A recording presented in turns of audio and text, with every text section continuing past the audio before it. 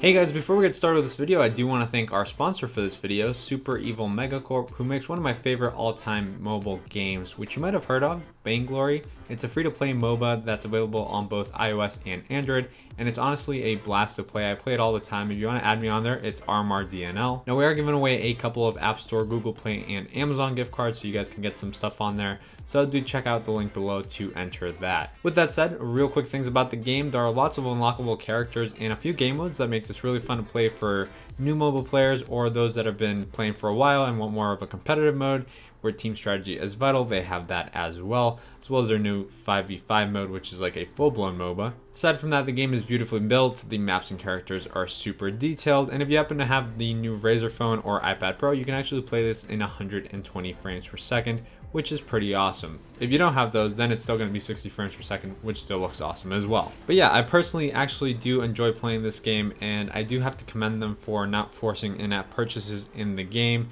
I've never had to purchase anything to feel like I need to win.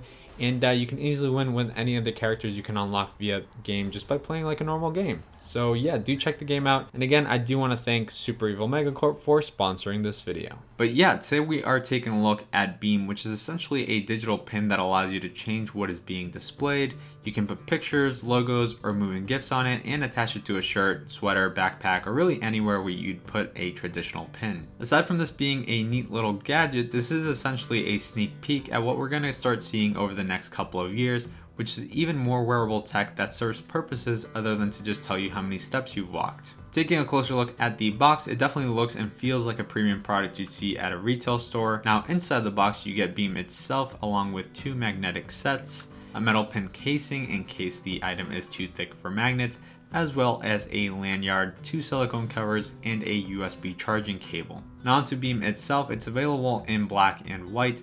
This one of course is the black one and it feels pretty good. It's got a plastic front along with some soft rubber on the back and metal for the magnetic attachments. It also has a micro USB port for charging and two buttons. The button on the top left is for checking the battery life and turning the unit on and off, and the button on the right side is to wake it up and to switch between GIFs or pictures you've transferred to the device via the app on iOS or Android. As far as the app goes, it's pretty straightforward. There's a feed of all the designs that people have made so that you can load those onto your Beam if you want, or you can also just make your own. And you can preload GIFs from a Giphy or choose your background colors and add your own little designs to your own pictures, or just search the web for pictures that you want to turn into pins. So it's pretty straightforward how that works. As far as connecting Beam to your phone, it's very easy. You just wake Beam up and then it connects directly to your phone through Bluetooth. And it's very easy. I mean, the only thing is that depending on the GIF or the picture that you load onto the device, it's gonna take either a couple of seconds or even a couple of minutes. So that, it's not instant, but it's worth noting. Now there are a couple settings that you can tweak on the app just in case you want a certain brightness or for it not to be on all the time to conserve battery life. Personally, I left it on auto brightness all day and the battery was around 8 to 10 hours depending on the image that I had on. The only issue is that I saw that auto brightness didn't dim in certain situations at night and stayed very bright, which caused it to, of course, lose a lot of battery life. An easy fix to this was an option in the app that allows you to set a toggle between two different brightnesses with one of the buttons, which I set to the brightest one that I wanted and then the lowest one that I wanted at night, and it was very easy to switch between once that time hit. The device does charge very fast, and using the right brightness you can of course get more or less battery life like any other device out there. And overall the screen looks really great, especially since it is an OLED display and it has a high enough PPI that you're going to be pleased looking at it. It's not like you're going to be looking at this all the time, but things that you load up on it look really good as you see in the video. There are some extra neat features such as the fact that you can donate to support a cause and get that pin. There's also a panic button feature which will send your location via text message to 4 people that you select. But more importantly, and my favorite thing here, is the magnetic system, which I thought wouldn't be a very safe way to hold a $100 device, but I was proven very wrong.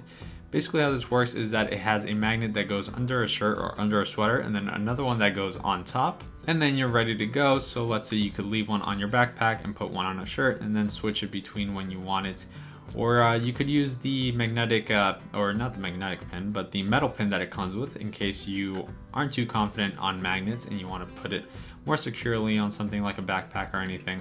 That's going to work for that. And you have a lanyard in case you want to put it on, I don't know, a belt loop or a purse or anything like that. So you can pretty much attach it like to anything that you want, and it does serve its purpose. It's a digital pin. I mean, overall, it does exactly what it's meant to, and I find it pretty dang cool. With that said, the price tag is a little too high for the average person and even a tech lover like me, and I see how it could be seen as a novelty since it is a digital pin and pins are so inexpensive. However, I feel that this product has a lot more potential. I'm excited to see what else they can do with it or with future iterations. I could imagine a restaurant or a department store employees having name tags like this that could allow notifications from managers or from tables being weighed or other things along those lines. I don't know, but I think it could be really cool. I just like the way that it looks on there. So I personally wouldn't spend $100, but then again, I don't own a restaurant, nor do I go around protesting, nor go to games where I would cheer for a team. But for those of you that do, this might be a neat little gadget to look into. But yeah guys, thank you for watching this video. If you have any questions, feel free to reach out to me on Twitter at RMRDNL or at DarkGadgets, and let me know what you guys think about this in the comment section down below. Would you guys buy it, or is it just something that you guys would just, you know, completely pass on, especially because of the $100 price tag?